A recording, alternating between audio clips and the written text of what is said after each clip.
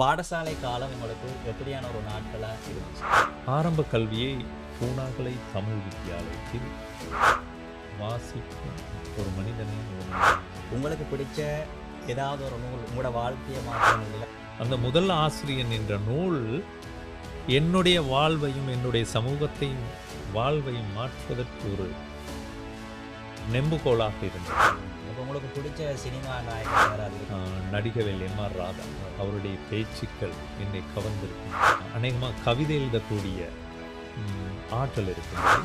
சிந்தி விழும் கண்ணீரில் சிவந்த முகம் நனைகிறதோ, சிறு பறவை போல் நீயும் சிறைப்பட்டு தவித்தாயோ, சின்னவளும் சிறு மடல்கள் சில நாளாய் என் காணும், சிந்தை கவர் தாமரையே சிறை நீக்க நான் வருவேன்.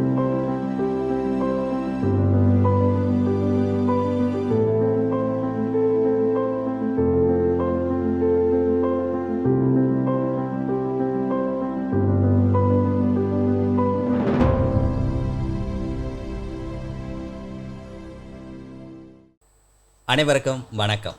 மற்றொரு உள்ளதை பேசுவோம் உள்ளத்தை பேசுவோம் நிகழ்ச்சியில் சந்திப்பதில் மிக்க மகிழ்ச்சி. இன்றைய தினமும் வளமை போன்று ஒரு விருந்தினர் எங்களோடு இணைந்திருக்கின்றார். தேசிய மக்கள் சக்தியின் பாராளுமன்ற உறுப்பினர், பதுளை மாவட்ட பாராளுமன்ற உறுப்பினர் கிட்னன் செல்வராஜ் அவர்கள். வணக்கம். வணக்கம். எப்படி இருக்கிறீங்க? நல்ல சுகம். நீங்கள் சின்ன வயசில் இருக்கும்போது ஒரு பாடசாலை நாட்களுக்குள்ள நீங்கள் கடந்து வந்திருப்பீங்க. ஒரு மனிதன் வாழ்க்கையில் வந்து பாடசாலை நாட்கள்ன்றது ஒரு மறக்க முடியாத ஒரு நாட்கள். பாடசாலை காலம் உங்களுக்கு எப்படியான ஒரு நாட்களாக இருந்துச்சு? ஒரு வாசகம் இருக்குது, வாசிப்பும் ஒரு மனிதனையும் முழு மனிதனாக. அதை தான் என்ன செஞ்சுருக்கு. ஆரம்ப காலத்திலே நான் தோட்ட பாடசாலையில் ஆரம்ப கல்வியை, அதாவது 5ஆம் வகுப்பு வரைக்கும் தோட்டத்து பாடசாலையில். யூனிஃபார்ம் கூட போடாத காலம். நினச்ச கலரை போட்டுக்கிட்டு போகலாம், ஒரு அரைக்கால் சட்டை மேலே எதையோ. ஆனால் படிக்க வேணும் அப்படிங்கிற ஆர்வம் இருந்துச்சு. செய்யலாம்ன்ற ஒரு படிக்க வேண்டும் என்ற ஆர்வம் அது என்னுடைய தந்தைக்கு இருந்தது. அப்பா சொல்லுவார், நாங்கள் தான் இப்படி போயிட்டோம், நீங்கள் எல்லாம் படிக்கணும், படிக்காட்டி ஒன்றும் செய்ய முடியாது அப்படி. ஏனென்றால் என்னுடைய தந்தையார் ஒரு இராணுவ அதிகாரி கிட்ட தொழில் பார்த்தவர், ஒரு கூலி தொழிலாளியாக வேலை செய்தார். என்னுடைய தாயார் ஒரு தோட்ட தொழிலாளி, பாமரத்தாய், பாடசாலைக்கே செல்லாத ஒரு தாய். அந்த பின்புலத்திலிருந்தான் இன்று இந்த இடத்திற்கு வந்திருக்கின்றேன். ஆரம்ப கல்வியை பூனாகலை தமிழ் வித்தியாலயத்தில் 5ஆம் வகுப்பு வரைக்கும் படித்தோம். அநேகமான அனுபவங்கள் அந்த ஆசிரியர்கள், எனக்கு கற்றுக் கொடுத்த ஆசிரியர்கள் அநேகமான அனுபவங்களை பெற்றுக் கொடுத்தார்கள். அதில் ஒன்று தான் கட்டாயமாகவே வாசிக்கணும். அதுக்கு பிறகு பண்டாரவளை தமிழ் மகா வித்தியாலயம், அதாவது சென்ட் மேரிஸ் காலேஜ் என்று கூறுகின்ற அந்த பாடசாலைக்கு செல்ல வேண்டிய காலம் 6ஆம் வகுப்பு முதல்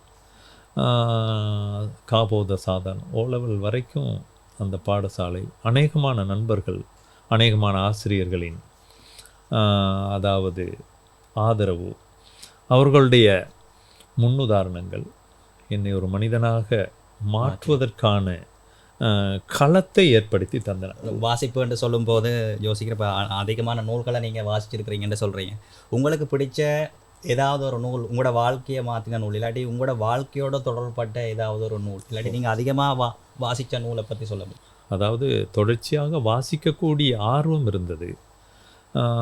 அதன் பிரதிபலனாக என்னுடைய நண்பன் மகேந்திரன், அவர் இன்று உயிரோடு இல்லை, எனக்கு தந்த முதலாவது நூல் முதல் ஆசிரியன்.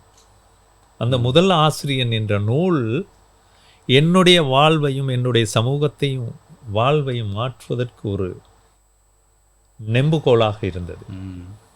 முதல் ஆசிரியன். நூல்களை கடந்து இப்போ இந்த காலங்களில் வந்து சினிமான்றது வந்து ஒரு அந்த காலத்துலேருந்து ஒரு என்டர்டெயின்மெண்ட்டாக இருக்குது. அந்த காலத்துலேருந்து நீங்கள் நிறைய பார்த்து எல்லாம் வளர்ந்துருப்பீங்க. இப்போ உங்களுக்கு பிடிச்ச சினிமா நாயகன் யாராவது இருக்காங்க? என்ன படம் அண்மையில் பார்த்தீங்க? அதாவது சினிமா சம்பந்தமான இது. சினிமாவில் அநேகமான ஈடுபாடு, அதாவது நான் நடித்திருக்கின்றேன். எனக்கு பிடித்த ஒரு நடிகர் நடிகவேல் எம்.ஆர். ராதா. அவருடைய பேச்சுக்கள் என்னை கவர்ந்திருக்கின்றன. அதே போல் சந்திரபாபு நான் நேசிக்கும், பாலையா போன்றவர்கள். அடுத்து பிறகு கமலஹாசன். இன்று இருக்கக்கூடிய புதிய நடிகர்களை நடிகர்கள் வரிசையிலே நான் முழுமையாக சிலரை ஏற்றுக்கொள்ளாவிட்டாலும் நான் நினைக்கின்றேன் அதாவது சூர்யா நடிகர். ஓ சூர்யா அநேகமாக கவிதை எழுதக்கூடிய ஆற்றல் இருக்கின்றது. இந்த கவிதை எழுதுவதற்கு என்னை தூண்டியவர் இன்றும் ஆசிரியராக இருந்து ஓய்வு பெற்றார். நானும் அவரும் ஒரு பாடசாலையிலே ஆசிரியராக கடமையாற்றினோம். அவர் அதிபராக இருந்தார். திருச்செல்வம், ராமையா திருச்செல்வம் என்பவர். முதலாவதாக நான் வாசித்த கவிதை நூல் கண்ணீர் பூக்கள். கண்ணீர் பூக்கள் அன்றுதான் நான் அறிமுகமாகிக் கொள்ளுகின்றேன் அதாவது மேத்தாவின் நந்தவன நாட்கள், இதயத்தில் நாட்காலி, ஒருவானம் இருசிறகு, ஊர்வலம் போன்ற அவருடைய கவிதை நூல்கள் என்னை மிகவும் கவர்ந்த. விளையாட்டுல ஏதாவது ஈடுபாடு இருக்கா? எப்படியான விளையாட்டை நீங்க ஸ்கூல் காலத்துல இருந்து இன்றைக்கும் இந்த விளையாட்டுன்னு சொன்னா நான் எந்த வேலையை விட்டுட்டு இருந்து விளையாட்டு பார்ப்பன்றது என்ன? வாலிபால். அடுத்து நான் ஆரம்பத்தில் கட்டாயம் கராட்டி படிக்கணும் அப்படிங்கிற ஒரு இது, அதையும் விட்டு வைக்கல. கலை. அதனால் இன்றைக்கும் கூட வயசு போயிட்டும் இளைஞர்களோட சரிசமமாக நின்று ஏதோ சொல்லலாம் அப்படிங்கிற ஒரு மனத்தைரியத்தை உருவாக்கி தந்தது என்னுடைய தற்காப்பு கராட்டி கலை. ஸ்கூல் காலத்தில், பாடசாலை காலத்தில் வாலிபால் பிரியன். அதனால் டீமில் எல்லாம் இருந்திருக்கிறீங்க. School team. நான் உவா மாகாணத்தை உள்ளடக்கி உயரத்துக்கு சிறந்த களத்தடுப்பாளர் நினைக்கிறேன். சிறந்த காடர்.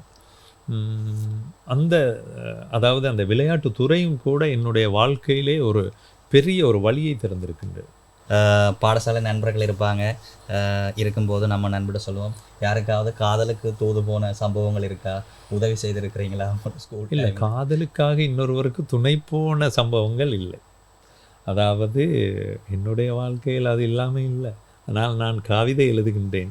சிந்தி விழும் கண்ணீரில் சிவந்த முகம் நனைகிறதோ, சிறு பறவை போல் நீயும் சிறைப்பட்டு தவித்தாயோ, சின்னவள் உன் சிறு மடல்கள் சில நாளாய் ஏன் காணோம், சிந்தை கவர் தாமரையே சிறை மீட்க நான் வருவேன் அப்படின்னு ஒரு கவிதை.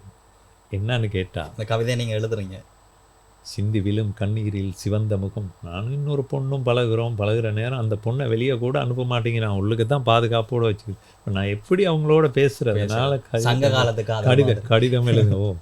அந்த நேரத்தில் உள்ள நிலைமைகள், கிராமத்து நிலைமையை பற்றி சொல்ல வேண்டிய அவசியம் இல்லை. அதுக்கு பிறகு நான் இன்னொரு கவிதை எழுதுனேன், அநேகமான கவிதைகள். பிறகு நான் கவிதை புத்தகமே ஒன்று எழுதுனேன், முகவரி தொலைந்த முகங்கள். அந்த முகவரி தொலைந்த முகங்களில் ஜீவகவி அமிர்தலிங்கம் கொழும்புல இருந்தார், இன்னைக்கு உயிரோடு இல்லை. இன்னும் ஒரு விடிவை தேடும் இரவின் பறவைகள் அப்படிங்கிற இன்னொரு கவிதை 2008ஆம் ஆண்டில் கவிதை நூல் ஒன்று எழுதுகிறோம். அன்னைக்கெல்லாம் நம்மளை பற்றி சமூகம் திரும்பி பார்க்காத காலத்துலையும் கூட எதையாவது செய்தோம். ஆனால் இன்று சமூகம் திரும்பி பார்க்கின்றது, ஒரு கவலையாக இருக்கின்றது. பிழையான கருத்துக்களை இந்த சமூகமயப்படுத்துகின்றது முகநூலினூடாக. ஒரு பக்கம் கவலைப்பட வேண்டியதாக இருக்கு. நல்லவற்றை இவர்கள் சமூகமயப்படுத்துகின்றார்களா என்ற கேள்விக்குறியை நீட்டி பார்க்கும் பொழுது ஆச்சரியக்குறியாக இருக்கின்றது. இளைஞர்களுக்கு சிறந்த ஒரு கருத்தை அவர் சொல்லியிருக்கார். பல்வேறு வேலைப்பளுவுக்கு மத்தியில் தன்னுடைய அரசியல் வாழ்க்கையில் தான் இவ்வாறான சவால்களை எதிர்கொண்டு இன்றைக்கு மக்களுக்கு சேவையாற்ற பணியில் ஈடுபட்டார் என்ற தன்னுடைய வாழ்க்கைன்ற பக்கங்களை திருப்பி பார்த்தார். மிகவும் அது சந்தோஷமாக இருக்குது. உங்களுக்கு நன்றி. இவ்வளவான ஒரு வேலைப்பளு மத்தியில் வந்து இந்த நிகழ்ச்சியில் வந்து கலந்து கொண்டதுக்கு நன்றி, வணக்கம். மற்றொரு நிகழ்ச்சியில் உங்களை சந்திக்கும் வரை உங்களிடமிருந்து விடைபெறும் நான் பூமிபாலன் கிரேஸ்மன். வணக்கம்.